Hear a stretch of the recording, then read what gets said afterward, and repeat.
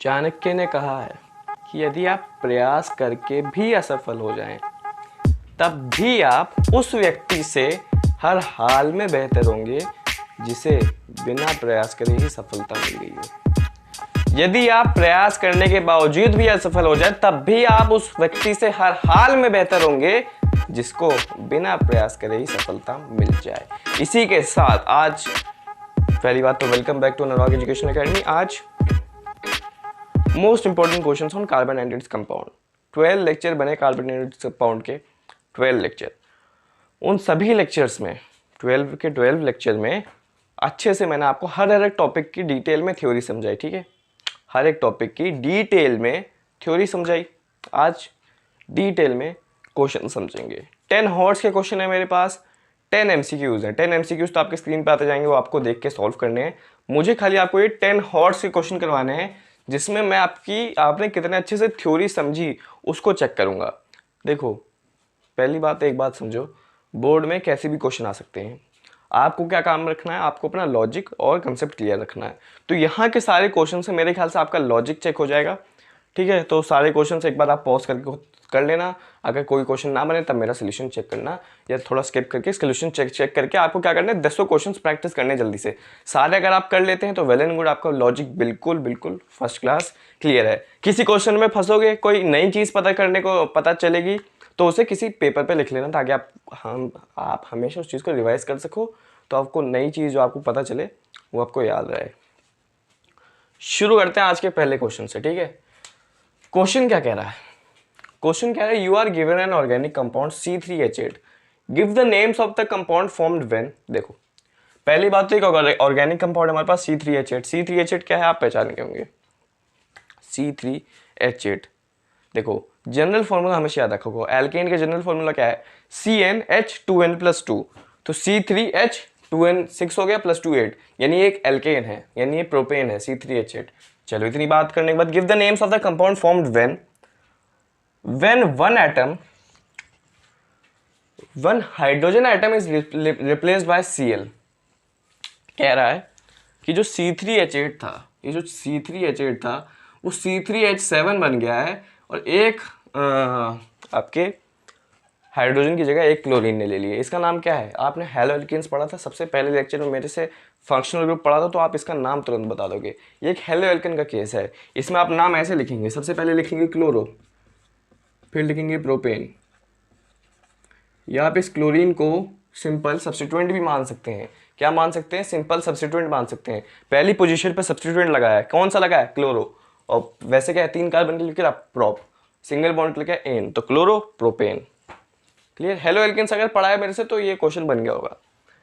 When one atom is replaced by OH। अब देखो, एक जो एटम है, एक हाइड्रोजन एटम की बात हो रही है, यहाँ पे जितनी भी एटम की बात हो रही है, हाइड्रोजन एटम की बात हो रही है, यहाँ पे 2 हाइड्रोजन एटम्स की बात हो रही है, ये पहले ध्यान रखना। ठीक है, when one hydrogen atom is replaced by OH, मतलब C3H7 है, लेकिन यहाँ आ गया OH। वही केस है। पहले नंबर पे क्या है? पहले नंबर पे क्या है आपका? एल्कोहल है। ठीक है, C3H7OH है। तो है क्या? देखो, अब इसको अगर बना सकते हो तो बना भी लो, वैसे समझ में आ जाना चाहिए। क्या है, यहाँ पे 3 कार्बन लगे हैं। ठीक है, अगर ये खाली 3 कार्बन लगे होते तो यहाँ पे देखो, तो 3H यहाँ पे होते, 3H यहाँ पे, 2H यहाँ पे होते, लेकिन यहाँ पे अब सिर्फ 2H बच गए इस वाले पे, या इस वाले कहीं पे भी लगा सकते हो यार, कहीं पे भी लगा सकते हो। यहाँ आ गया OH आपका। ठीक है, इसका नाम क्या पड़ेगा? खुद ही सोचो, 3 कार्बन है, एक हाइड्रोजन की जगह बस OH ने ले लिए। जब देखो, यहाँ कुछ बच्चों के दिमाग में होगा कि बीच वाले पे भी तो हम OH लगा सकते थे। जब तक क्वेश्चन में मेंशन ना हो तब तक सबसे लास्ट वाले लिया करो, क्योंकि वहां से प्रॉपर नेमिंग बनती है, 1 पे आता है कोई भी फंक्शनल ग्रुप। ठीक है, लेकिन यहाँ देखो दिया है, वो अभी पढ़ेंगे जब इस केस पे आएंगे। अगर क्वेश्चन में ना दिया हो कि कहाँ पे लगाए OH, तो हमेशा कोने पे लगाया करो। OH मतलब कोई भी फंक्शनल ग्रुप। ठीक है, चलो OH, अब ये है ग्रुप, आप सिंपल इसका नाम लिख ही सकते हैं। है क्या है ये? कहाँ ये वाला क्वेश्चन पढ़ रहे हैं ना, है क्या? प्रॉप है, सिंगल बॉन्ड है, एन है, और 1 पे लगा है ऑल।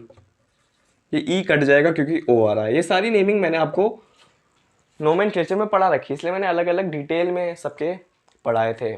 ठीक है, तो पढ़ के आए हो अगर सारे लेक्चर तो well and good. When one hydrogen atom is replaced by CHO group. CHO क्या है आपका? एल्डिहाइड ग्रुप है।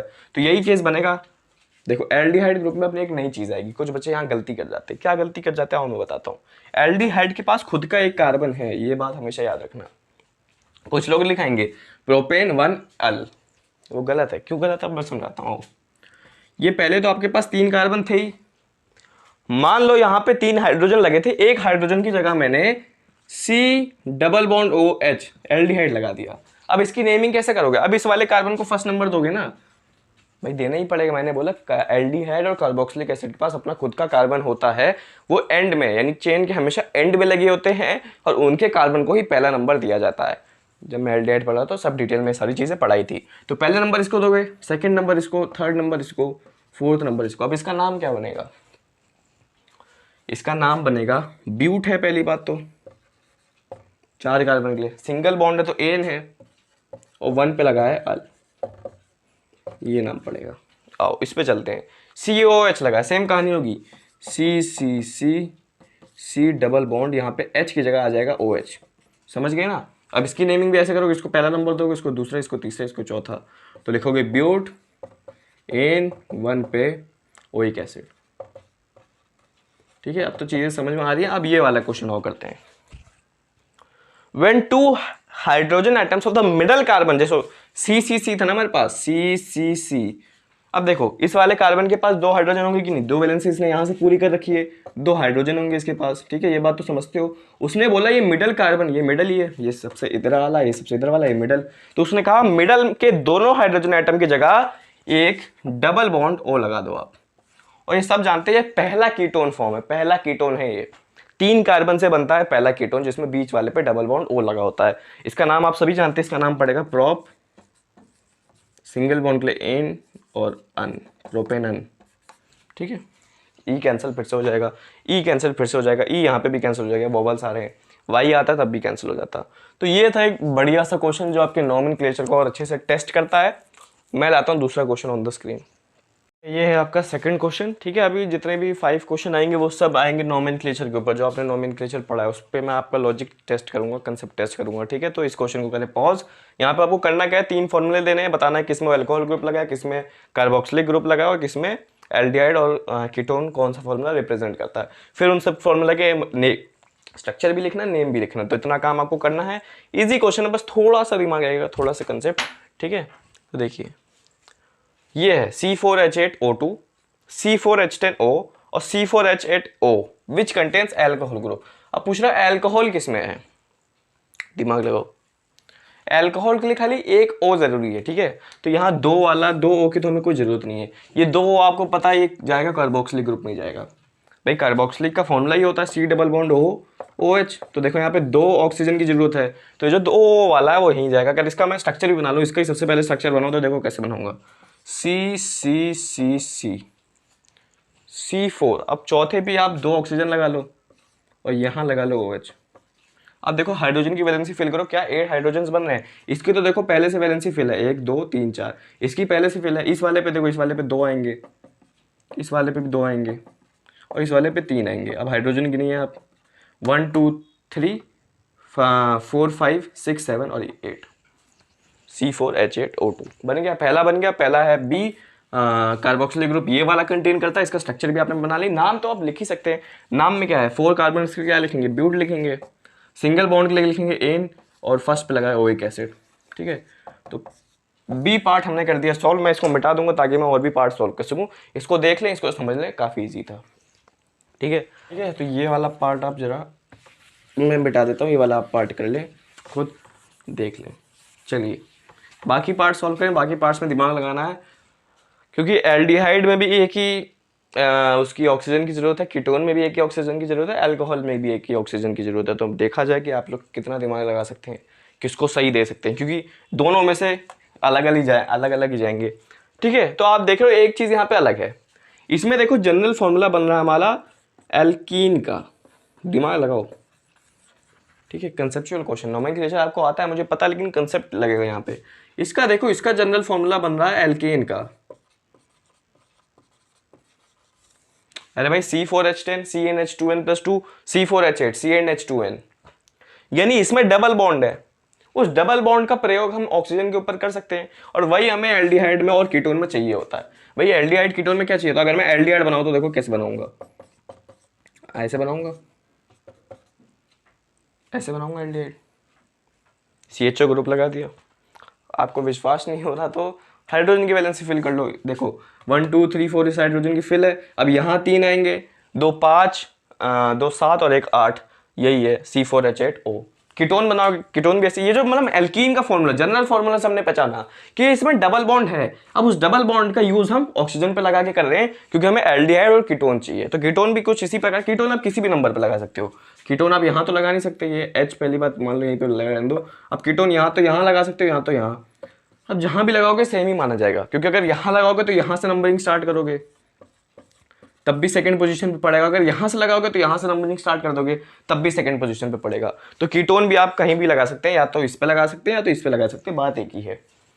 क्लियर? तो आपको एल्डिहाइड और कीटोन का भी मिल गया, स्ट्रक्चर समझ में आ गया। अब नाम मैं लिख सकता हूँ, नाम जो हमने बनाया था आपका एल्डिहाइड बनाया था उसका नाम क्या लिखेंगे, ब्यूटेनल।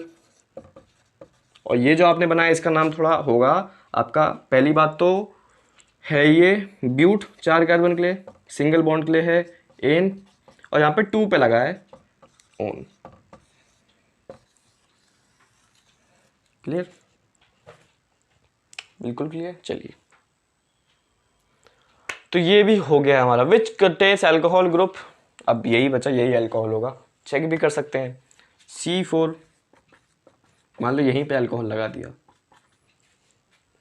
चेक कर लीजिए वैलेंसी, इसकी 2 वैलेंसी बची है। यहाँ यहाँ देखो 3 हाइड्रोजन आएंगे, यहाँ 2, यहाँ 2, यहाँ 2 और यहाँ 1 है ही, तो 3 2 5 7 9 10, C4H10 और 1 ऑक्सीजन। क्लियर? तो ये तीनों पार्ट्स हमने कर लिए हैं सॉल्व। कीटोन समझ में आया, 4 कार्बन का कीटोन बनाना होता है, कहीं पे भी लगा सकते हो। अगर इस पे लगाओगे तो यहाँ से नंबरिंग शुरू कर लोगे, इस पे लगाओगे तो यहाँ से शुरू कर लोगे, नाम वही पड़ेगा, ब्यूटेन, 2 पे ओन, कीटोन। क्लियर? चलिए, अगर ये क्लियर है तो नेक्स्ट क्वेश्चन में लाता हूँ स्क्रीन पे। ये है थर्ड क्वेश्चन आपकी स्क्रीन पे, इसे आप कर सकते हैं और मुझे सॉल्व कर सकते हैं। पहली बात तो इसे पढ़ सकते हैं, पूरा सॉल्व कर सकते हैं, लेकिन मेरा मानना है कि इस क्वेश्चन से आपको कोई ना कोई नई चीज़ सीखने को मिलेगी। ये उस टाइप का क्वेश्चन है, नेम XYZ, नेम ABC, जिसमें आपको नए नए मटेरियल्स की प्रॉपर्टीज़ पता चलेंगी। ठीक है, तो एक पेज अपने साथ रखें, और जो भी नई चीज़, मुझे पता है नई चीज़ आपको पता चलेगी, जो भी पता चले उसको अपने उस पर रख लें। फिलहाल अगर इसे ट्राई करना चाहते हो तो ट्राई कर सकते हैं। मैं क्वेश्चन पढ़ देता हूँ। A hard material X which is mined from earth is used to generate electricity at thermal power stations. A soft material Y is used as a fuel in the form of candles. A gaseous material Z which occurs along with petroleum is used as a fuel in running vehicles in its compressed form. पहला question, name XYZ, when these are burned, मतलब जब इसको मैं जलाऊं तो कौन सा element yellow flame के साथ बर्न होता है, कौन सा ब्लू फ्लेम के साथ, और कौन सा ऐसा एलिमेंट है जिसको अगर मैं गैस स्टोव पे बर्न करूं तो वो ब्लू फ्लेम देगा। तो ये आपको क्वेश्चंस करते हैं। पहली बात तो समझते हो एक्स क्या है, ठीक है, फिर समझेंगे वाई क्या है, फिर समझेंगे जेड क्या है। देखो एक्स मेरे ख्याल से आपको पता चल गया होगा क्योंकि ईजी है। क्या है, सिंपल, उसने हिंट दे रखा है, हार्ड मटेरियल है, अर्थ से माइन करते हैं, माइनिंग से मिलता है। सबसे पहली बात तो ये याद रखना, आपकी केमिस्ट्री में जब भी माइनिंग वर्ड है ना, तो पहला जो वर्ड है, पहले जो एलिमेंट का नाम है वो कोल, कोल जानते हो, कोयला, वो घुस जाना चाहिए, वो माइनिंग से ही निकलता है। और मेरे ख्याल से आपने जितने भी पढ़ा है ना माइनिंग फ्रॉम अर्थ, उसमें आपने कोल का एग्जाम्पल ही देखा कि कोल को हम कैसे माइन करते हैं अर्थ से। ठीक है, और फिर उसने एक और हिंट दे दिया कि generate electricity at thermal power station. Thermal power station जानते हो पता क्या है, जो हीट से इलेक्ट्रिसिटी जनरेट करता है, वो हीट से उसका टरबाइन घूमता है और इलेक्ट्रिसिटी जनरेट होता है। तो कोल क्या होता है, जब कोल को जलाओगे बहुत ज़्यादा हीट प्रोड्यूस होती है, तो जब कोल को आप जलाते हो ना तो बहुत ज़्यादा हीट प्रोड्यूस होती है, तो टरबाइन घूमता है और उससे इलेक्ट्रिसिटी जनरेट होती है। तो थर्मल पावर स्टेशन में कोल को यूज़ करते हैं। तो जो एक्स है आपका वो है कोल। आई होप अगर आप जानते हैं तो वेल एंड गुड, अगर नहीं जानते हो तो मेरे ख्याल से आपको एक नई चीज़ पता चली है आज, उसको पेपर पे लिख लें। वाई के बारे में कम लोग जानते होंगे वाई को। A soft material Y is used as a fuel in the form of candles. Candle देखिए, कैंडल क्यों जलती है, एक फ्यूल की वजह से जलती है जिसे कहा जाता है वैक्स। ठीक है, वैक्स एक ऐसा फ्यूल है जो कैंडल में होता है और उसी की वजह से कैंडल जलती है, उस वैक्स की वजह से। Used as a fuel in the form of candle, wax. अब ये तो मेरे ख्याल से पता हो गया, बचपन से पढ़ता रहा। Gases material, Z which occurs along with petroleum is used as a fuel in running vehicles in its compressed form। पहली बात तो गैस है, दूसरी बात रनिंग व्हीकल्स में ये फ्यूल की तरह यूज होता है। पेट्रोल हो नहीं सकता, गैस नहीं है, सीएनजी हो सकता है, सीएनजी हो सकता है, यही है आंसर वैसे। और डीजल तो हो नहीं सकता, लिक्विड है, सीएनजी बचा है जो आपने सुना है। और वो रनिंग व्हीकल्स में यूज होता है, कंप्रेस्ड फॉर्म में यूज होता है natural gas, compressed natural gas, पता चला। कंप्रेस्ड फॉर्म, सीएनजी की फुल फॉर्म क्या है, कंप्रेस्ड नेचुरल गैस। तो कंप्रेस्ड फॉर्म में क्या है, नेचुरल गैस। मजा आया, तीनों चीजें अगर नहीं पता चले तो। वैसे तो इजी था, पहचान जाना चाहिए था आप लोगों को, ये सब आप बचपन से पढ़ते हैं। हाँ इसमें शायद प्रॉब्लम हो कि भैया कैंडल में क्या फ्यूल यूज होता है, तो वैक्स है वो, ठीक है। अब पहला हमने पार्ट कर दिया, ए पार्ट यहाँ पे हो चुका है हमारा सॉल्व। बी पार्ट में क्या है, which burns by producing yellow fuel. पहली बात तो एक समझ लो कि कोल इतना बढ़िया एलिमेंट है कि जब उसको बर्न करोगे तो एकदम ब्लू फ्लेम आएगी। ये कोल की प्रॉपर्टी आप जान लो आज, ठीक है। ये सब छोटी छोटी प्रॉपर्टीज आपको हमेशा काम आएंगी, छोटी छोटी जो प्रॉपर्टीज होती है। कोल जो है हमेशा जब उसको जलाओगे तो बिल्कुल बढ़िया सी ब्लू फ्लेम देगा। यानी जो इसका आंसर, इसका तो मुझे नहीं पता, लेकिन जो इसका आंसर है वो है आपका कोल। तो बी सेकंड पॉइंट का आंसर है एक्स, यहाँ लिख देता हूँ एक्स, ठीक है। अब इसका आंसर भी शायद आप लोगों को पता हो, है ना, gas stove producing blue flame. Gas stove में नेचुरल गैस यूज होती है, कभी कुछ गैस स्टोव्स में से आप नेचुरल गैस यूज करते हैं। वो नेचुरल गैस क्या होती है, क्योंकि कंप्रेस्ड नेचुरल गैस होती है, बड़ी एकदम क्लीन फ्यूल होता है, बहुत क्लीन फ्यूल होता है नेचुरल गैस। तो वो क्लीन फ्यूल क्या करता है, वो फिर से ब्लू फ्लेम देगा। लेकिन हम उसको गैस स्टोव में यूज करते हैं, शायद आपने आपके पहले क्लासेस में ये प्रॉपर्टी पढ़ी होगी, natural gas is use in gas stoves, है ना। ये प्रॉपर्टी कभी ध्यान आ रही है, दिमाग में आ रहा है? तो फिलहाल नहीं आता तो अभी समझ लो कि गैस स्टोव ऐसी गैस है जो यूज होती है क्योंकि वो ब्लू फ्लेम देती है, गैस स्टोव में यूज होती है। तो यहाँ लिख लिए जेड। और ये बचा अपने आप, तो यहाँ पे भी आपको एक प्रॉपर्टी पता चल गई। और ये तो पता भी है यार, अरे कैंडल को बर्न करते हो तो बहुत कम ही ब्लू फ्लेम होती है, ज़्यादा से ज़्यादा येलो फ्लेम ही होती है। तो जो वैक्स जब बर्न होता है ना कैंडल के फॉर्म में, फ्यूल के फॉर्म में, तो हमेशा येलो फ्लेम देता है। ये भी एक कॉमन सेंस वाली बात थी। तो काफ़ी मैस हो गया, लेकिन मेरे ख्याल से क्वेश्चन समझ में आ गया होगा। अगर समझ में आया, कुछ नई चीज़ अगर पता चली तो वेल एंड गुड। अगर क्वेश्चन खुद को सॉल्व कर लिया हो, क्योंकि एक उतना कंसेप्चुअल लॉजिकल क्वेश्चन नहीं था, जिस बच्चे को पता वो कर ले जाएगा, ठीक है। तो मैं लाता हूँ क्वेश्चन नंबर 4 दोनों। अभी जितने हम क्वेश्चन कर रहे हैं वो सब नोमेनक्लेचर के ऊपर कर रहे हैं, फिर उसके बाद और भी पार्ट्स का करेंगे, जिसमें वो एथनॉल इथेनॉलिक एसिड वाले भी लास्ट में 5 क्वेश्चंस लाया हूँ मैं उस टॉपिक से भी। फिलहाल अभी 4th क्वेश्चन करते हैं सॉल्व। ये एक और क्वेश्चन, ठीक है। राइटिंग समझ में आ रही कि नहीं आ रही? नहीं आ रही तो मैं पढ़ दे रहा हूँ। खुद इस क्वेश्चन को ट्राई करने की कोशिश करना, इजी क्वेश्चन है। अगर आपने एनसीईआरटी बुक की रीडिंग अच्छे से मारी है ना शुरुआत में, तो ये क्वेश्चन कर लोगे, ठीक है। खुद एक बार अपने आप को टेस्ट करा करो हर क्वेश्चन से कि आपको कितनी नॉलेज है। आपको नई चीज़ मैं बताऊंगा हर क्वेश्चन में, सही बात है, लेकिन पहले खुद की नॉलेज भी टेस्ट करो। फिलहाल क्वेश्चन कहता है solid element X has 4 electrons in the outermost shell of its atom.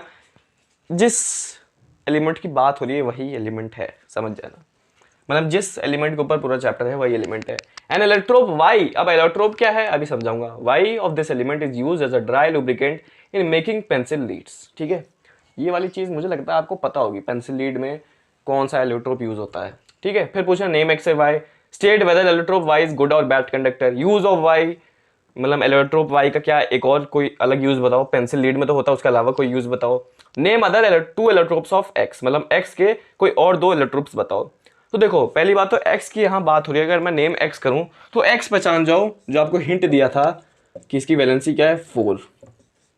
तो पूरा चैप्टर इसी पे है, कार्बन पे है, तो मैं मान लेता हूँ कार्बन है।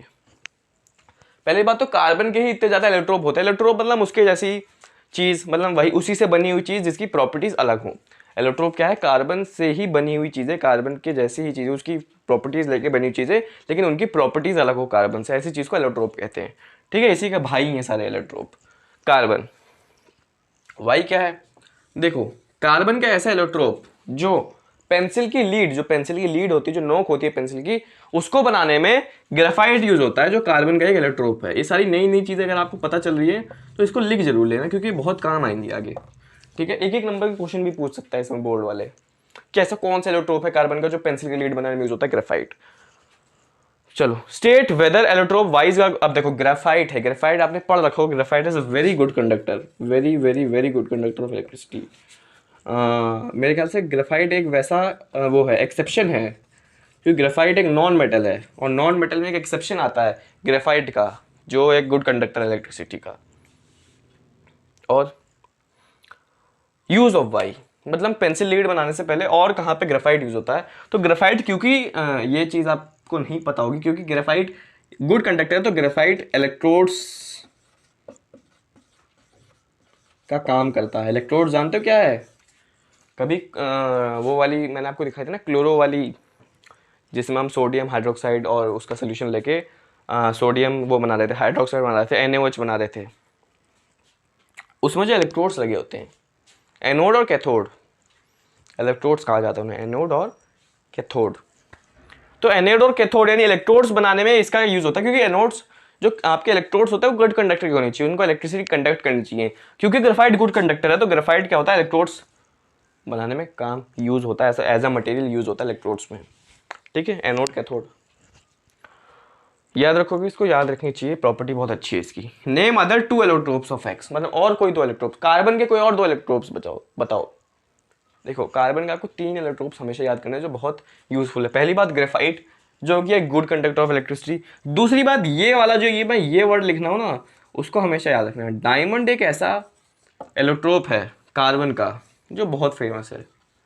जी हाँ, डायमंड जो है वो इलेक्ट्रोप है कार्बन का। Diamond is the hardest natural substance known on earth, और गुड कंडक्टर ये भी हार्डेस्ट नेचुरल, इसके बॉइलिंग पॉइंट, मेल्टिंग पॉइंट जाता है, सब एक्सेप्शंस आएंगे।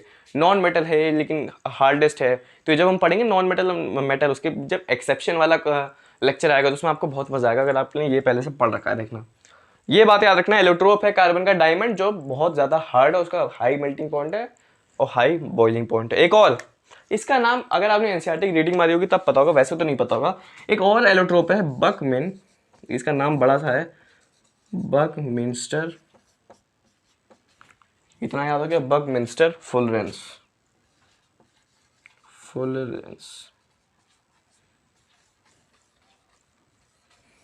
ये इसका नाम है। स्पेलिंग एक बार चेक कर लेना यार, स्पेलिंग पता नहीं सही है कि गलत। बकमिंस्टर फुलरेंस, ये एक और इलेक्ट्रोप है कार्बन का। तो 3 इलेक्ट्रोप आपको याद रखने हैं। पहला ग्रेफाइट जो पेंसिल लीड और इलेक्ट्रोड में यूज होता है, दूसरा डायमंड जो सबसे हार्डेस्ट सब्सटेंस है और उसका हाई मेल्टिंग और बॉइलिंग पॉइंट है, तीसरा बकमिंस्टर फुलरेंस। ठीक है, पूछ सकता है आपको एक नंबर में मार्क्स में। तो क्वेश्चन मेरे ख्याल से सॉल्व हो चुका है। हाँ, क्वेश्चन सॉल्व हो चुका है। मैं लाता हूँ 5th question on the screen. ये है 5th question on the screen. फिर से नोमेनक्लेचर का क्वेश्चन है, इसके बाद वाले क्वेश्चन आएंगे वो इथेनॉल इथेनॉलिक एसिड वाले कंसेप्ट के, सोप डिटर्जेंट वाले कंसेप्ट के। उससे पहले लास्ट क्वेश्चन जो मैं आपको करवाना चाहता हूँ, अगर कंसेप्ट फिर से चेक करना चाहता हूँ आपका लॉजिक, वो है ये वाला। पिछले जो 2 क्वेश्चन थे वो वाले थे आपकी नॉलेज बढ़ाने वाले। ठीक है, आपको पता चलता है ऐसे क्वेश्चन भी आते हैं बोर्ड एग्जाम में। ठीक है, तो उससे आपकी नॉलेज अच्छे से बढ़ती है। तो वो 2 क्वेश्चन को अच्छे से लिख विक लेना, याद कर लेना। फिलहाल इसमें अपना लॉजिक लगाओ, इसको करो सॉल्व। ये कुछ फॉर्मूले आपको दिए और मैंने पूछा है कि which represent cyclohexane as well as hexene, मतलब हेक्सीन भी और साइक्लोहेक्सेन भी। फॉर्मूला आपको पता होना चाहिए। Which represents benzene, which 3 formula represent open chain unsaturated hydrocarbon double bond वाले, which 2 formula represent hydrocarbon 3 bond वाले अनसैचुरेटेड वाले, which 3 can represent cyclic hydrocarbon. ये है ये है। अब देखो साइक्लोहेक्सेन का फॉर्मूला अगर आपको पता हो तो वेल एंड गुड है, नहीं पता हो तो वेल एंड गुड नहीं है। साइक्लोहेक्सेन का फॉर्मूला होता है C6H12 और हेक्सीन का भी यही फॉर्मूला होता है, याद करो।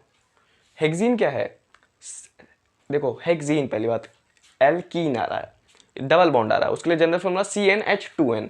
और देखो हेक्स है तो Cn क्या होगा 6, तो H में क्या होगा 12 होगा, यानी C6H12। और साइक्लोहेक्सेन का भी अगर आप याद करो, मैंने आपको ये साइक्लोहेक्सेन का स्ट्रक्चर बना के भी बताया था कि साइक्लोहेक्सेन में C6 होते हैं और H12 होते हैं।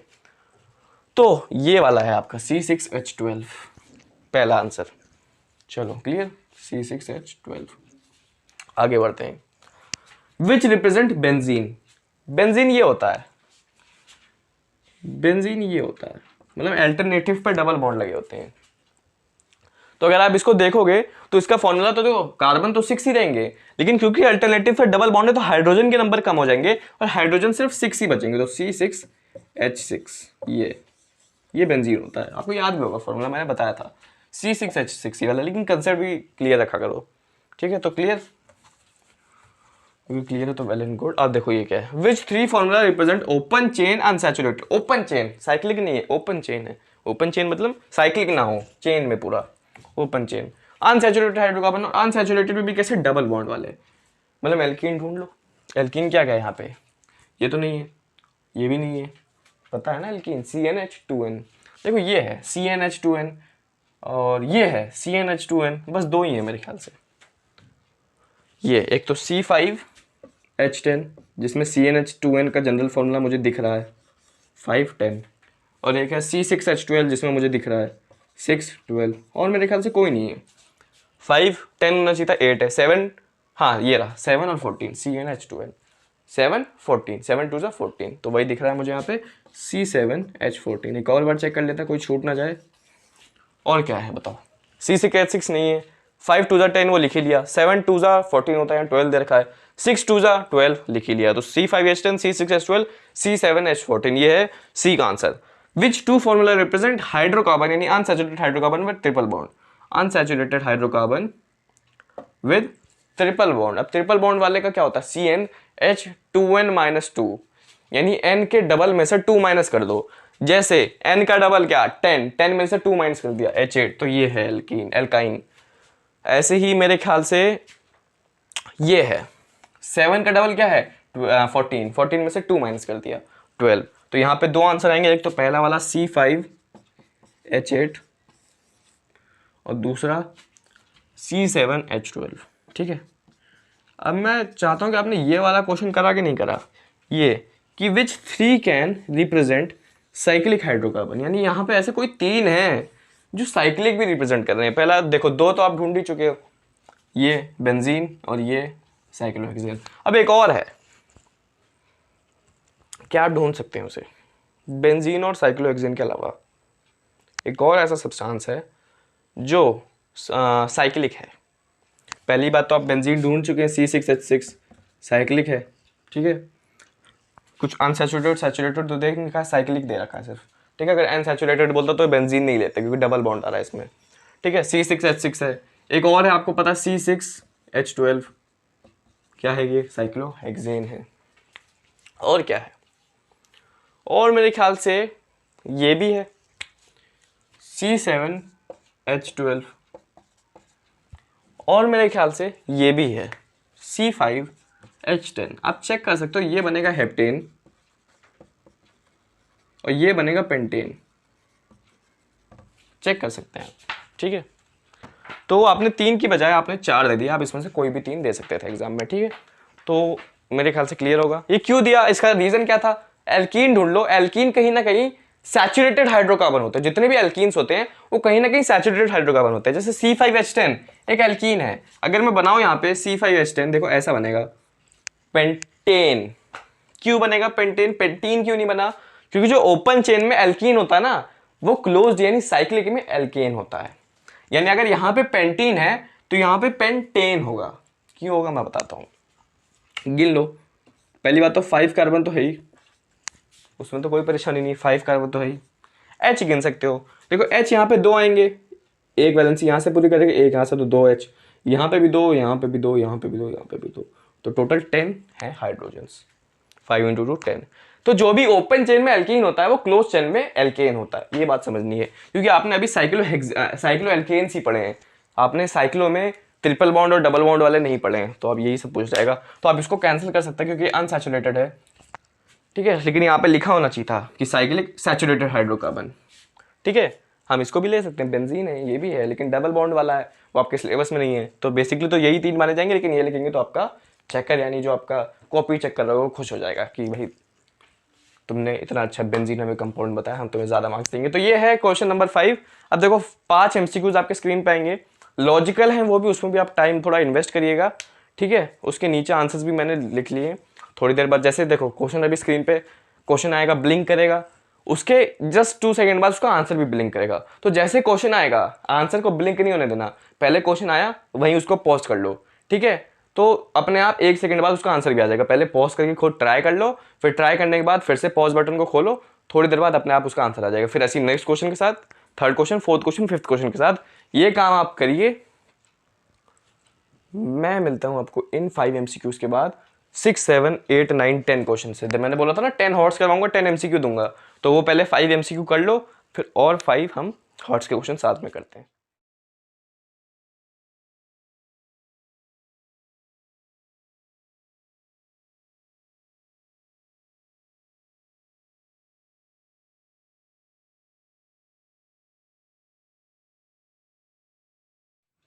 तो आई होप आपके एमसीक्यूज अच्छे गए होंगे, आपने एमसीक्यूज अच्छे से पढ़ लिए होंगे। ठीक है, तो उन 5 एमसीक्यूज के बाद अब बारी है आपके 5 और हॉट्स के क्वेश्चन करने की। उसके बाद फिर से लास्ट में 5 एमसीक्यूज लेते जाना। ठीक है, तो ये क्वेश्चन नंबर 6 था। ऐसे और क्वेश्चन करेंगे, 5 क्वेश्चन करेंगे यहाँ से, बढ़िया बढ़िया इथेनॉल, इथेनॉलिक एसिड और सोप्स एंड डिटर्जेंट के कंसेप्ट है, जितने थोड़े लॉजिकल क्वेश्चन बन सकते हैं वो सब करवाने की कोशिश करूंगा। तो ये सबसे बेसिक क्वेश्चन बनता है उससे जो आपने रिएक्शंस पढ़ी हैं। तो क्वेश्चन नंबर 6 इसे खुद करें सॉल्व। फिलहाल मेरे ख्याल से बच्चों को यहाँ शायद कंफ्यूजन होगी कि C2H6O क्या है। ठीक है, तो मैं इसको समझा देता हूँ। क्वेश्चन पहले खुद करके पॉज कर ले, मैं समझाने जा रहा हूँ। हम खाली इस फुल स्टॉप तक पहले क्वेश्चन सॉल्व करेंगे, उसके बाद देखा जाएगा। तो क्या है C2H6O। अब एक बात हमेशा याद रखना कि CnH2n +2O इस जनरल फॉर्मूले का कोई भी फॉर्मूला मिले, पहचान जाना वो क्या है, अल्कोहल है। क्या है, अल्कोहल है। CN की जगह 2, H2n+2 H6O, तो इसका जनरल फॉर्मूला मैं ऐसे लिख सकता हूँ CnH2n+2, यानी ये क्या है, अल्कोहल है। नहीं समझ में आया और समझ में आता है, इसको मैं ऐसे लिख सकता हूँ C2H5OH, कोई दिक्कत नहीं है। या इसको मैं ऐसे भी लिख सकता हूँ CH2CH3OH। ये दोनों आप जानते हो अल्कोहल है, तो ये दोनों इसी से तो बने, तो ये भी अल्कोहल है। अगर ये समझना है तो ये याद रखना, ये जनरल फॉर्मूला, अगर इस जनरल फॉर्मूले में कोई भी कंपाउंड मिल जाए, समझ जाना है अल्कोहल है। अब ये कौन सा अल्कोहल है, क्योंकि यहाँ पे C क्या है, 2 है, 2 कार्बन के लिए एथ यूज करते हैं, तो ये क्या है, एथेनॉल। 3 कार्बन होता तो प्रोपेनॉल, 4 कार्बन होता तो ब्यूटेनॉल, 2 कार्बन है तो एथेनॉल। तो हमें यहाँ से पता चल गया कि ये क्या है, एथेनॉल है। यानी X क्या है, भाई पूछ रहा था ना, X का ये फॉर्मूला है, तो ये फॉर्मूला हमें पता चल गया, एथेनॉल है। यानी X है, या मैं कोने में लिख लेता हूँ, फिर YZ भी निकाल लेंगे, X है एथेनॉल। चलो एथेनॉल पता चल गया, अब निकालते हैं Y, देखते हैं कह रहा है क्वेश्चन में कि एथेनॉल का मैं ऑक्सीडेशन कर दूं K2Cr2O7 यानी पोटेशियम डाइक्रोमेट के प्रेजेंस में, जो एक ऑक्सीडाइजिंग एजेंट है, तो Y मिल जाएगा। मेरे ख्याल से मैंने जब मैं पढ़ा था तो सेकंड रिएक्शन पढ़ाई थी मैंने एथेनॉल की। पहली पढ़ाई थी ऑक्सीडेशन, सेकंड पढ़ाई थी, सॉरी पहली पढ़ाई थी कॉम्बिनेशन, सेकंड पढ़ाई थी ऑक्सीडेशन। ऑक्सीडेशन में मैंने ये पढ़ाया था कि C2H5OH को जब मैं नेसेंट ऑक्सीजन से रिएक्ट करूँ, ये नेसेंट ऑक्सीजन इसकी वजह से आती है, ये नेसेंट ऑक्सीजन जो है वो इसकी वजह से आती है। जब इसके साथ रिएक्ट करता हूँ, ये रहता है अपना ऑक्सीडाइजिंग एजेंट होता है ये, ठीक है। तो जब इसके प्रेजेंस में रिएक्ट करता है तो क्या करता है, ये ऑक्सीडाइज होके CH3C डबल बॉन्ड OH बन जाता है, यानी इथेनॉइक एसिड बन जाता है, प्लस H2। ये रिएक्शन होती है। वो कह भी यही रहा है कि ऑक्सीडेशन होने के बाद एक कंपाउंड Y बनेगा जो एसिडिक होगा। ये हमें पता है, एथेनॉइक एसिड है तो एसिड है, तो ये है अपना Y, ये है Y, ये हम सब जानते हैं एथेनॉइक एसिड है, तो Y भी मिल गया। ये सारी रिएक्शन है जो आपको अगर याद, देखो हर रिएक्शन से कोई भी प्रकार का क्वेश्चन बन सकता है। तो हर रिएक्शन को इसलिए मैंने डिटेल में पढ़ाया था, इसलिए बड़े बड़े लेक्चर्स बने लास्ट के जितने भी 1-2 लेक्चर्स हैं, क्योंकि हर रिएक्शन को डिटेल में पढ़ाया था। उससे हर रिएक्शन से एक क्वेश्चन बन सकता है, आ भी सकता है, इंपॉर्टेंट है सारी रिएक्शंस। चलो अब निकालते हैं Z। पहले वहाँ पे X लिख लेते हैं, फिर Z भी निकाल लेते हैं कि Z क्या है। देखो अब पता चलेगा, अब हमारा जो Y है वो है इथेनॉइक एसिड, ठीक है। बचा क्या, Z निकालना। और पढ़ लेते हैं, हिंट कोई ना कोई दे रखा होगा क्वेश्चन में। बोल रहा है कि X reacts with Y। X क्या है, C2H5OH रिएक्ट्स विद Y। अगर आपने एथेनॉल की, जब मैं एथेनॉल पढ़ा था तो चौथी या पांचवी रिएक्शन पढ़ाई थी कि ईस्टर की फॉर्मेशन की। ईस्टर कैसे बन सकता है, बनता है, इथेनॉल और इथेनॉइक एसिड जब रिएक्ट करते हैं। क्या कह रहा हूँ, समझ में आ रहा है? मैं कह रहा हूँ अल्कोहल और इथेनॉइक एसिड यानी इथेनॉल इथेनॉइक एसिड जब रिएक्ट करते हैं अंडर द प्रेजेंस ऑफ, दिया होगा कंसंट्रेटेड H2SO4 एट 443 K, जानते हो कि भूल गए? जब रिएक्ट करते हैं तो बनता है ईस्टर। क्या बनता है, ईस्टर। क्या बनता है, ईस्टर। और क्योंकि इथेनॉल और इथेनॉइक एसिड रिएक्ट कर रहे हैं तो ईस्टर का नाम होता है इथाइल इथेनोएट। क्या होता है, इथाइल इथेनोएट। तो ये आपका Z है, ईस्टर। ईस्टर लिखोगे तब भी मिल जाएंगे, इथाइल इथाइल इथेनोएट लिखोगे तो और बढ़िया नंबर मिल जाएंगे। अच्छा, इसका होता कैसे, जैसे इथाइल इथेनोएट क्या होता है, ईस्टर में हमेशा C डबल बॉन्ड O होता है और ऐसे होता है, ठीक है। तो जो इथेनोएट होता है, जो इथेनोएट होता है, या कोई भी एल्केनोएट होता है, देखो इथेनोएट में प्रोपेनोएट भी आ सकता है, ब्यूटेनोएट भी आता है। तो जो ओएट आता है ना, वो इस C डबल बॉन्ड होके इधर आता है, जैसे यहाँ C, तो इसको पहला नंबर दोगे, इसका दूसरा नंबर दोगे, तो इथेनोएट कुछ बन जाएगा। जो जो एल्काइल ग्रुप होता है वो इस O के इधर बगल में आता है। इथाइल है तो 2 E लगेगा, ये इथाइल ही बनेगा। तो ये ऐसा कुछ स्ट्रक्चर होता है। थोड़ा बहुत समझाने की कोशिश करी थी, अगर ना भी समझ में आए तो कोई दिक्कत नहीं है। ईस्टर के आपका नोमेनक्लेचर आपके सिलेबस में नहीं है, लेकिन काम आएगा अगर समझ जाओ इसे। तो कि जो इथेनोएट वाला पार्ट होता है वो C डबल बॉन्ड को एक इधर आता है, और जो एल्काइल वाला पार्ट होता है O के इधर आता है। इथाइल है तो 2 कार्बन, इथेनोएट है तो 2 कार्बन, इथाइल इथेनोएट। नेमिंग करते हैं इसकी। नेमिंग कैसे करोगे, इस वाले को पहले लिखोगे क्या है, इथाइल है, फिर इस वाले को लिखोगे क्या है, इथेनोएट। ईस्टर है, C डबल बॉन्ड O पहचान है इसकी, ईस्टर की। फिलहाल थोड़ा सा समझाने की कोशिश की थी, ईस्टर बना था। ये मैंने इसका क्यों नहीं लिखा, क्योंकि देखो ईस्टर हमेशा अलग अलग बनता है। अगर आप इथेनॉल एसिड इथेनॉल की जगह प्रोपेनॉल लो, इथेनॉइक एसिड की जगह प्रोपेनॉइक एसिड लो, तो ईस्टर भी उस हिसाब से बनेगा, ठीक है। जनरल याद रखना कि alcohol plus carboxylic acid gives Easter under the presence of H2SO4 concentrated और 443 के टेम्परेचर, बस, ठीक है। इतना ही काफ़ी है आपके लिए। तो ये क्वेश्चन आई होप सक्सेसफुली आपने सॉल्व कर लिया होगा। मैं लाता हूँ next question on the screen. ये है क्वेश्चन नंबर 7, ठीक है। इसके पहले पहली बात तो इसके और भी पार्ट्स हैं, ABCD F तक हैं, 6 पार्ट हैं। तो पहले 3 मैं आपको समझाना चाह रहा हूँ, फिर और 3 समझाऊंगा। कुछ नहीं है इस क्वेश्चन में, कुछ केमिकल यानी कार्बन कंपाउंड्स लिख रखे हैं और क्वेश्चंस पूछ रखा है। आपको पहचानना है कि कौन सा कंपाउंड हर एक क्वेश्चन में ज़्यादा सूट करता है। तो कह रहा है which is most likely to be sweet smelling. Sweet smelling का मतलब समझ लो ईस्टर की बात कर रहा है। तो बोल रहा है इन सब में से कौन ईस्टर हो सकता है। ईस्टर का याद रखना, 2 तो O होंगे, C डबल बॉन्ड O, तो 2 O ढूंढो किस किस में है। अब देखो 2 O, एक तो इस वाली में, एक तो इस वाली में। अब ये तो भाई आपको पता है C डबल बॉन्ड OH, तो ये तो कार्बोक्सिलिक एसिड हो गया, तो ये हो नहीं सकता। और 2 इसमें है, तो ये भी कार्बोक्सिलिक एसिड है, ये भी नहीं हो सकता। ये हो सकता है, देखो ये ईस्टर जैसा लग भी रहा है कि एक तरफ कंपाउंड है, एक तरफ कंपाउंड है, बीच में C डबल बॉन्ड O है। ऐसा कहीं स्ट्रक्चर मिल जाए तो पहचान जाया करो। जैसे वो पिछली बार जो हमारा ईस्टर बना था इथाइल इथेनोएट, वो ऐसा बना था, CH3 C double bond O C2H5, ऐसा बना था। इथाइल इथेनोएट की बात कर रहा हूँ जिसके पिछले वाले क्वेश्चन बना था, उसके देखो जैसे ही, मतलब ईस्टर इसी फॉर्म के होंगे। C डबल बॉन्ड O बीच में होगा, इस तरफ कोई कंपाउंड होगा, इस तरफ कोई कंपाउंड होगा, पहचान जाना ईस्टर है। तो ये है आपका, इसका आंसर है, ए का आंसर है CH4H9 C double bond O C2H5।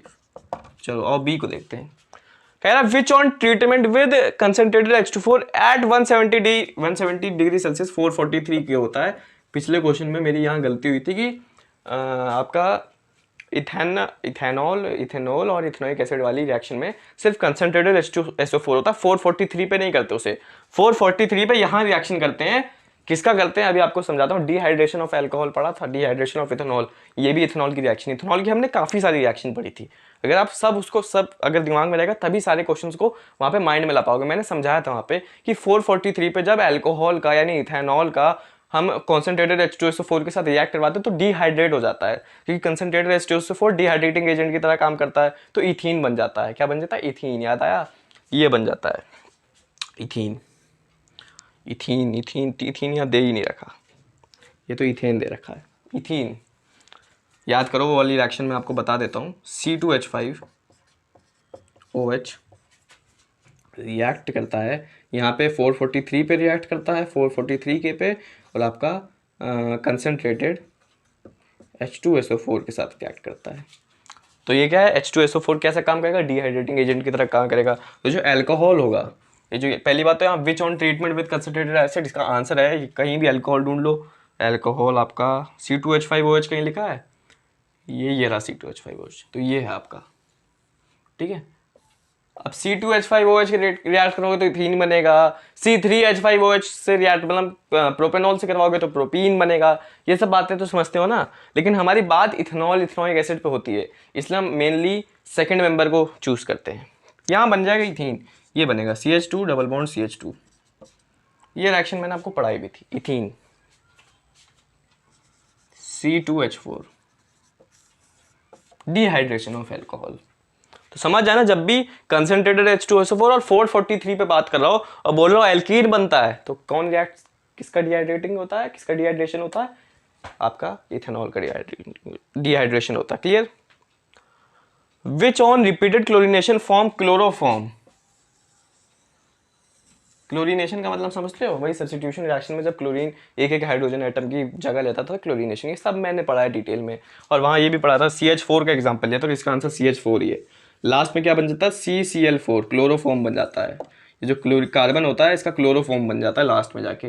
Repeated chlorination मतलब एक ये मैंने पढ़ा है, बहुत डिटेल में सारी चीज़ें पढ़ाई हैं, ठीक है। लेकिन फिर भी समझ लो, CH4 का एक एक करके, CH4 का एक एक करके हम क्लोरीन निकालते जाएंगे। एक बार बनेगा आपका CH3Cl, फिर CH2Cl2, फिर CHCl3 और फिर CCl4। तो रिपीटेड क्लोरीनेशन के बाद एट द एंड क्या बच जाएगा इसका, इस कंपाउंड का क्लोरोफॉर्म बन जाएगा। हाइड्रोजन हाइड्रोकार्बन के फॉर्म से निकल के ये क्लोरोफॉर्म में आ जाएगा लास्ट में। समझो बात को, क्या कह रहा है, which on repeated chlorination form its chloroform. तो CH4 एकमात्र ऐसा कंपाउंड है, या एकमात्र तो नहीं, जो यहाँ पे दे रखे हैं उनमें से ऐसा कंपाउंड है CH4 की, जब इसका सब्स्टिट्यूशन रिएक्शन करोगे क्लोरीन के साथ, यानी क्लोरीनेशन करोगे, तो लास्ट में जाते जाते इसका सीधे क्लोरोफॉर्म बन जाएगा, CCl4, कार्बन का क्लोरोफॉर्म CCl4। तो ये CH4 है, इसका आंसर याद रखना, हमेशा दिमाग में रखना। CH4 ऐसा कंपाउंड है जिसका लास्ट में आके क्लोरोफॉर्म बन जाता है on repeated chlorination. Substitution reaction की बात है, ये क्लोरीनेशन 1 by 1 हाइड्रोजन जाता जाएगा, क्लोरीन आता जाएगा, लास्ट में CCl4 बन जाएगा। तो आई होप ये 3 क्वेश्चन समझ में आए होंगे, ठीक है। तो ये इतना मैस में हटा देता हूँ, ये ऐसे ही रहेंगे, और बाकी के 3 क्वेश्चन मैं स्क्रीन पे लिख के लाता हूँ, फिर उसे भी करेंगे सॉल्व। लॉजिकल हैं सारे, वही सारे जो रिएक्शंस पढ़ी है ना, वही सारे यूज़ हो रहे हैं। हर क्वेश्चन में आपने देखा अलग अलग रिएक्शन यूज़ हो रही है, कभी इथेनॉल इथेनॉइक एसिड वाली हुई, कभी डिहाइड्रेशन ऑफ एल्कोहल हुई, ईस्टर वाली तो हो ही गई है बार बार, और एक बार ये सब्स्टिट्यूशन रिएक्शन वाली यूज़ हुई। तो हमेशा रिएक्शन को याद रखना। मैं लाता हूँ बाकी की 3 क्वेश्चन ऑन द स्क्रीन। चलिए तो बाकी के 3 क्वेश्चन स्क्रीन पे इसे भी खुद ट्राई कर सकते हैं। इसमें काफ़ी सारी नई चीज़ें पता चलने को मिलेगी। थोड़ा लॉजिक, कुछ क्वेश्चन होते हैं लॉजिकल, कुछ क्वेश्चन होते हैं पता होने वाले कि जिस बच्चे को पता है, जैसे किस बच्चे को पता है कि विनेगर का कंस्टिट्यूएंट कौन है, किस बच्चे को पता है कि अल्कोहल में से क्या डालते हैं जो डीनेचर होता है। डीनेचर्ड अल्कोहल भी पढ़ाया था, सारी चीज़ें डिटेल में पढ़ाई हैं। वहाँ पे ये नहीं पढ़ा था कि क्या डालते हैं, लेकिन वहाँ पे डीनेचर समझाता है, तो क्या डालते हैं वो भी यहाँ से समझ में आ जाएगा। और which is use to sterilise wounds and syringes, ये तो मुझे तो नहीं लगता, मुझे तो लगता है 0.001% बच्चों को पता होगा, फिलहाल पता चल जाएगा। कुछ होती हैं चीज़ें जो 1 मार्कर में पूछी जा सकती हैं, आपको पता होनी चाहिए। इसमें कुछ लॉजिकल कंसेप्ट अगर नहीं हो रहा ना तो टेंशन मत लिया करो, ये पता होने वाली चीज़ है। जैसे 1 + 1 2 होता है, जब आपको पता चला तब आपको पता चला ना, पहले तो नहीं पता था कि 1 + 1 2 होता है। तो ये वो सारी चीज़ें, इसमें कुछ कंसेप्ट नहीं है, ये याद करने वाली चीज़ है। एक बार याद कर लोगे तो याद रहेगा, बस उसमें कुछ घबराना नहीं है कि अगर नहीं हो रहा हो तो। जैसे डी पार्ट कह रहा है, नहीं पता होगा काफ़ी लोगों को, which is added to alcohol to denature it. तो CH3OH एक ऐसा सब्सटेंस है जो यहाँ भी होगा कहीं, CH3OH ये रहा। CH3OH एक ऐसा सब्सटेंस है जो डीनेचर में काम आता है। Clear? Which is a constituent of vinegar, ये तो पता होना चाहिए भाई। विनेगर में 5 to 8% क्या होता है, एथेनोइक एसिड होता है। तो CH3COOH, CH3COOH, विनेगर में 5 to 8% क्या होता है, एथेनोइक एसिड, ये वाला। ये पता होना चाहिए था आप लोगों को। नहीं पता तो इसका मतलब आपने थ्योरी अच्छे से मेरे से नहीं पढ़ी, या तो एनसीईआरटी में भी ये दे रखा है।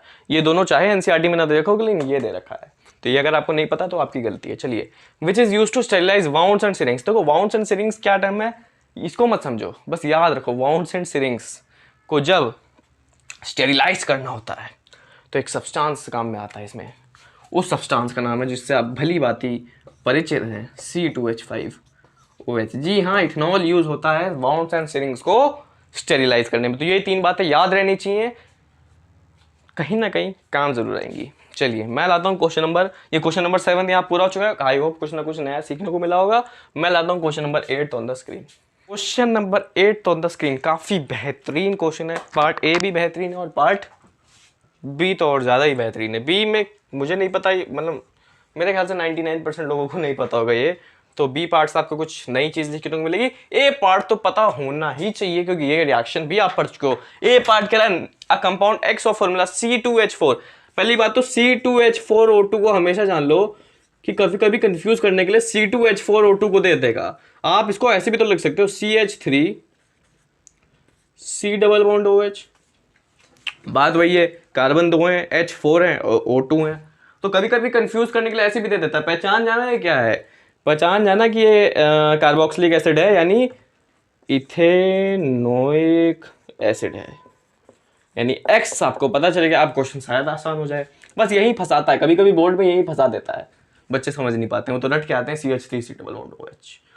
अल्कोहल में कहाँ फंसाता है, जनरल फॉर्मूला बताया था C2H6O, बस यही जनरल फॉर्मूला है, यानी CnH2n+2O। चलो, gives brisk effervescence with NaHCO3, give name and formula of X। Formula भी बता दिया, नेम भी बता दिया, X तो पहले ही बता दिया। तो वैसे तो क्वेश्चन खत्म हो चुका है, लेकिन मैं चाहता हूँ कि आप वो वाली रिएक्शन लिखो जिसमें जब ये CH3COH NaHCO3 यहाँ पे मैं और ऐड कर दे रहा हूँ क्वेश्चन में कि गिव दैट रिएक्शन। तो रिएक्शन क्या है आप सभी को पता है, जब CH3COOH प्लस NaHCO3 रिएक्ट करते हैं तो बनता है सोडियम इथेनोएट। क्या बनता है, सोडियम इथेनोएट। साथ में बनता है CO2, साथ में बनता है H2O। बैलेंसिंग का काम आपका है।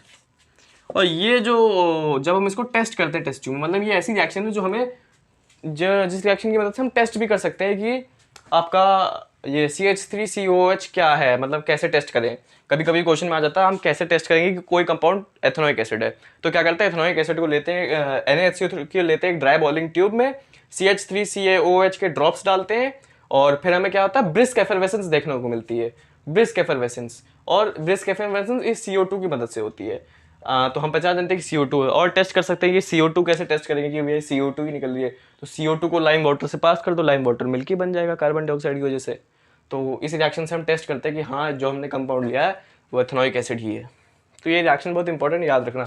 ब्रिस्क एफरवेसेंस से समझ जाना कि ये वाली रिएक्शन यूज हो रही है। चलो CO2 वाली, हाँ ये क्वेश्चन मैं चाहता हूँ आप खुद एक बार ट्राई करें। A mixture ethyne and oxygen is burn for welding. पहली बात तो वेल्डिंग का मतलब है मेटल्स को मेल्ट करना, ठीक है, वेल्डिंग, मेटल्स को मेल्ट करके नई शेप देना, वेल्ड करना, वेल्डिंग करना, पता नहीं नाम सुना होगा नहीं। मतलब मेटल्स होते हैं बहुत एकदम, समझ लो वेल्डिंग का मतलब मेटल्स होते हैं बहुत हाई, मतलब बहुत हार्ड होते हैं, उनको वेल्ड करने के लिए ना, वेल्डिंग क्या है फ्लेम की मदद से होती है। वेल्डिंग में क्या करते हैं मेटल पर फ्लेम डालते हैं, तो वो फ्लेम हमें बहुत, समझ लो हिंट दे रहा हूँ यहीं पे, वो फ्लेम हमें ब्लू फ्लेम चाहिए होती है। ब्लू फ्लेम मतलब बहुत स्ट्रॉन्ग फ्लेम जो ज़्यादा हीट प्रोड्यूस करे, तब जाके मेटल वेल्ड हो पाता है। अब यहाँ से शायद आप थोड़ा, इस हिंट से शायद थोड़ा दिमाग लगाओ अपना। कह रहा है इथाइन, इथाइन क्या है, unsaturated hydrocarbon, oxygen O2, pure oxygen है, ठीक है, is burn for welding. Can you tell why a mixture of ethyne and air is not used. मतलब हमने इथाइन और एयर क्यों नहीं यूज करा, इथाइन और ऑक्सीजन ही क्यों यूज करा। देखो मैंने आपको समझा रखा है, जब मैं कंबशन रिएक्शन पढ़ा रहा था, जब मैं कंबशन रिएक्शन पढ़ा रहा था, ये शायद बहुत पता नहीं आप लोग भूल भी होगी, कंबशन रिएक्शन जब मैं पढ़ा रहा था तो मैं पढ़ा रहा था कि सैचुरेटेड हाइड्रोकार्बन्स के पास कम अमाउंट ऑफ कार्बन होता, तो जब भी उनका कंबशन करवाओ, जब भी उसको बर्न करवाओ, चाहे एयर के साथ करवाओ चाहे ऑक्सीजन के साथ करवाओ, तो वो ब्लू फ्लेम देते हैं। लेकिन यहाँ पे हमें सैचुरेटेड हाइड्रोकार्बन दे नहीं रखा है, यहाँ पे अनसैचुरेटेड इथाइन दे रखा है। इथाइन को हम ये भी कहते हैं एसीटाइलीन, एसीटाइलीन जो भी है इसका वर्ड, ऐसी स्पेलिंग देख लो, एसीटाइलीन, एसिटिलाइन कुछ भी कह लो, ठीक है, स्पेलिंग याद रखना बस। इथाइन को ये भी कहते हैं, कॉमन नेम है इसका, कभी आ जाए पेपर में इसकी जगह ये तो समझ जाना, मैं बस ये बताना चाहता था। अब मिक्सचर ये ऑक्सीजन, मतलब वो कह रहा है कि अब देखो इथाइन तो एक अनसैचुरेटेड हाइड्रोकार्बन, मैंने आपको समझाया था कि मैंने ये बात आपको समझा रखी है कि अनसैचुरेटेड हाइड्रोकार्बन एयर के साथ नहीं कर पाते हैं, वो ब्लू फ्लेम नहीं देते, येलो फ्लेम देते हैं, सूती फ्लेम देते हैं, सूती फ्लेम, काली येलो सी, ठीक है, उसमें ज़्यादा वो नहीं होता।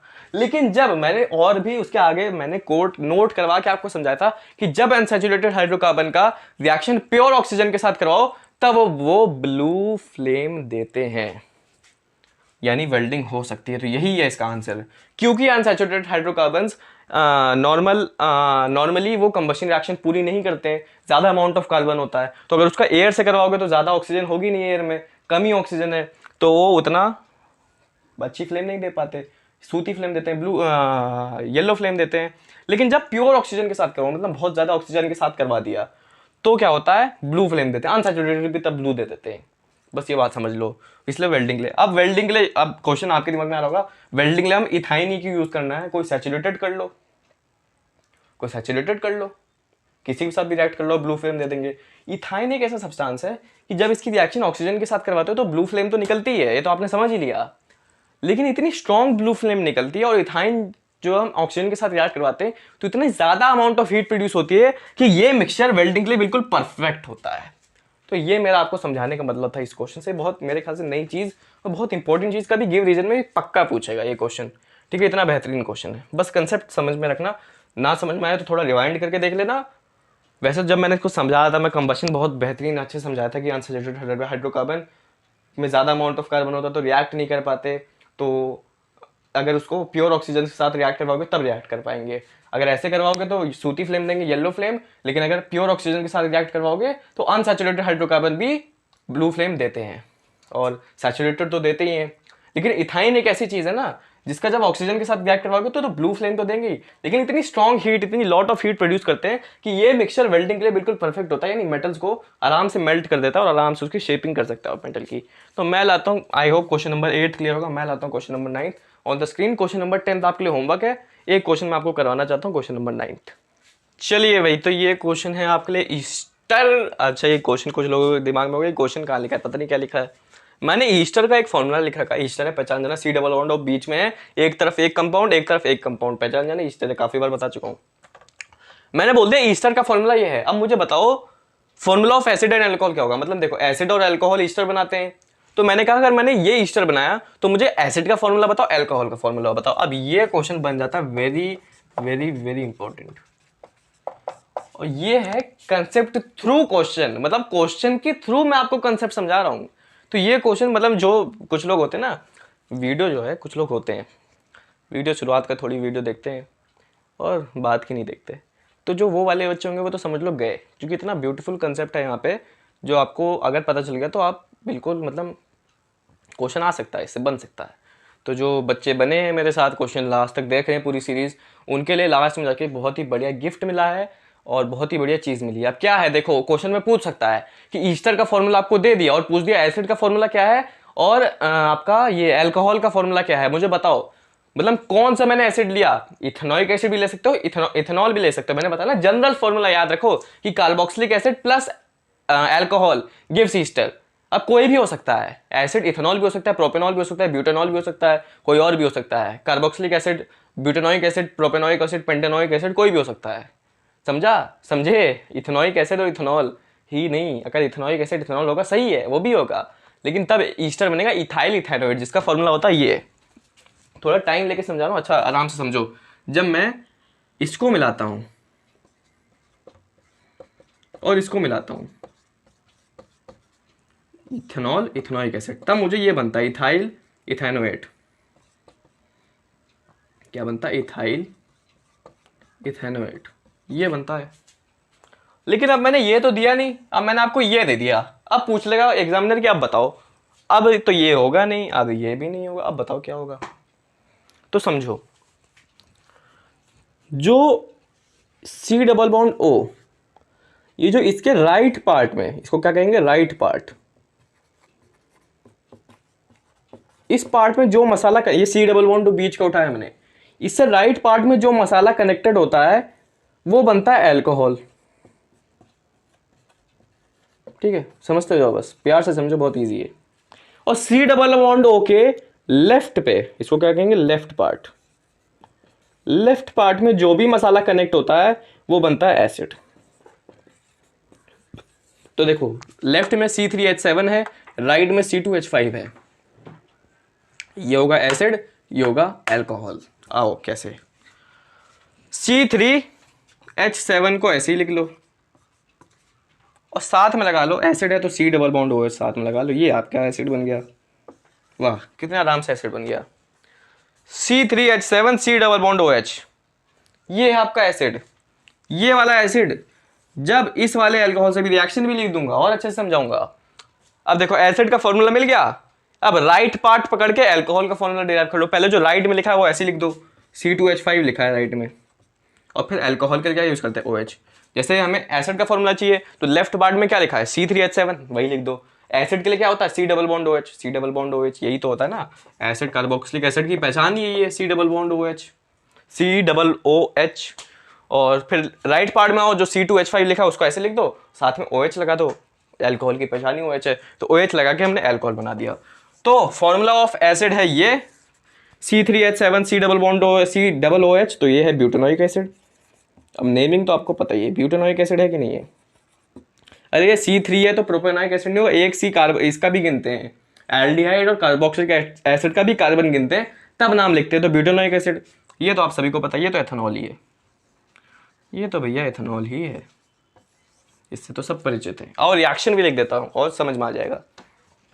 रिएक्शन क्या होगी, रिएक्शन कुछ इस प्रकार होगी कि C3H7 COOH यानी ब्यूटेनोइक एसिड जब रिएक्ट करेगा एथेनॉल से C2H5OH, ठीक है। रिएक्शन तो वैसी होगी, कंसनट्रेटेड H2SO4 के प्रेजेंस में होगी, ठीक है, CH2SO4, ठीक है।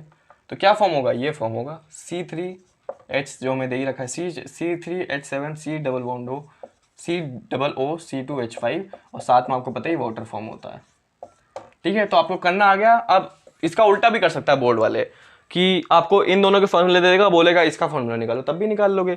इसके इस वाले पार्ट को पकड़ लेना, उसको लेफ्ट में डाल देना, बीच में C डबल बॉन्ड O डाल देना, और इसके इस वाले पार्ट को पकड़ के राइट पार्ट में डाल देना, आपको विस्टर मिल जाएगा।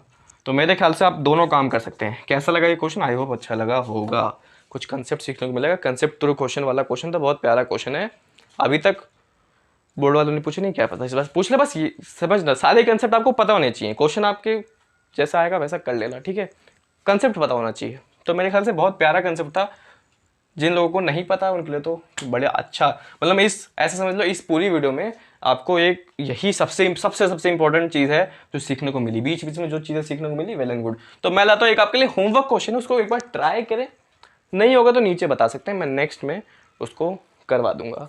मैं लाता हूँ homework question on the screen. ये है आपके लिए क्वेश्चन नंबर 10th, और ये आपके लिए होमवर्क। बड़ा बड़ा लिखा है ताकि आपको सारे वर्ड समझ में आए। एक बार पढ़ भी देता हूँ। कैन ऑर्गेनिक कंपाउंड ए जिसका फॉर्मूला है C2H4O2, पहचान गए कि नहीं पहचान गए, बता रखा है इसलिए पहले बता देता हूँ। पहचान गए ना C2H4O2 क्या है, बहुत बढ़िया। रिएक्ट ए तो आपको यही पता चल गया। चलो, reacts with Na metal to form a compound B and evolves a gas which burns with a pop sound.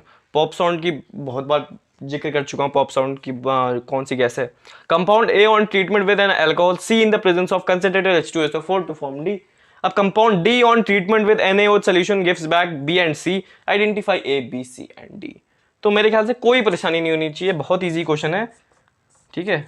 अब ऐसे ही क्वेश्चन बनते हैं, देखो एक ही रिएक्शन को, ये वही रिएक्शन है जो हम पढ़ चुके हैं, अब एक ही रिएक्शन को बार बार वो क्या करेगा, अलग अलग क्वेश्चन अलग अलग वर्ड्स में आपको फंसाने की कोशिश करेगा। तो फंसना नहीं है, प्रैक्टिस कर लो काफी बार ऐसे क्वेश्चंस की, तो बढ़िया हो जाओगे। बाकी जितने इंपॉर्टेंट क्वेश्चंस हो सकते थे मैंने इसमें पढ़ा दिए। ये क्वेश्चन अगर हो जाए तो वेल एंड गुड, अगर नहीं हो तो कमेंट में लिख सकते हैं, इंस्टाग्राम पे आ सकते हैं, कहीं भी आ सकते हैं, टेलीग्राम पे आ सकते हैं, ठीक है।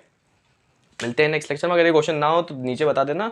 नेक्स्ट जो केमिस्ट्री का लेक्चर आएगा, नेक्स्ट तो लेक्चर किसी नेक्स्ट चैप्टर के ऊपर ही होगा, लेकिन चैप्टर शुरू करने से पहले ये क्वेश्चन डिस्कस करूंगा, लेकिन तभी करूंगा डिस्कस जब आपसे ना हुआ हो। अगर कोई कमेंट नहीं आएगा तो फालतू टाइम वेस्ट नहीं करूंगा उस क्वेश्चन पे।